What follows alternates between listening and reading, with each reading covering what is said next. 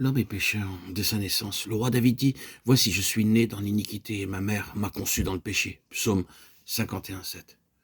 Ceci est vrai de chaque être humain. C'est pourquoi les pensées, les paroles et les actions de l'homme sont entachées de péché. L'Éternel vit que la méchanceté des hommes était grande sur la terre et que toutes les pensées de leur cœur se portaient chaque jour uniquement vers le mal. Genèse 6:5. Comme Dieu est saint et juste, sa justice exige que l'âme qui pêche, c'est celle qui mourra. Ézéchiel 18:4.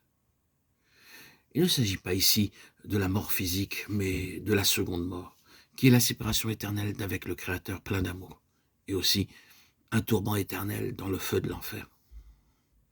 Cependant, Dieu, qui est un Père plein d'amour, n'a pas désiré que l'homme subisse la seconde mort. Au contraire, il a voulu le sauver de cette seconde mort.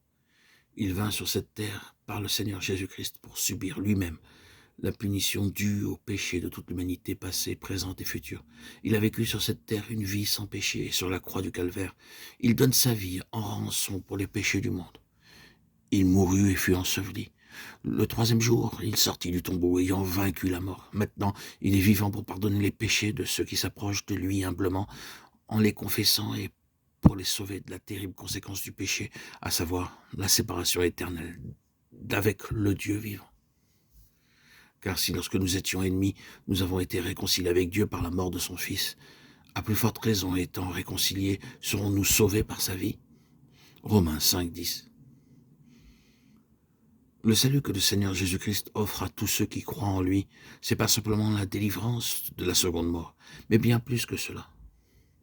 Car lorsque Dieu donne, il le fait avec abondance. Nous pouvons avoir quelques aperçus de ce grand salut en étudiant l'Épître aux Hébreux. Le sujet principal de cette épître est en effet le si grand salut. L'apôtre écrit « Comment échapperons-nous en négligeant un si grand salut » Hébreux 2:3. L'apôtre donne dans chaque chapitre des aspects différents de la grandeur de ce grand salut. Nous pouvons comparer ce grand salut à de hautes montagnes comme l'Himalaya. Cependant, nous ne pouvons pas voir la pleine beauté de l'Himalaya à partir d'un seul endroit particulier. Pour la voir, nous devons aller de chaîne en chaîne, de pic en pic, de vallée en vallée. Et même alors, nous ne voyons pas grand-chose. C'est ainsi qu'il nous faudra toute l'éternité pour voir la grandeur de ce si grand salut. Au chapitre 1er, l'apôtre parle de la grandeur de celui par lequel ce grand salut est obtenu. Dieu est tellement grand et cependant, il nous apporte lui-même ce grand salut. Il n'est pas seulement notre sauveur, mais aussi notre créateur.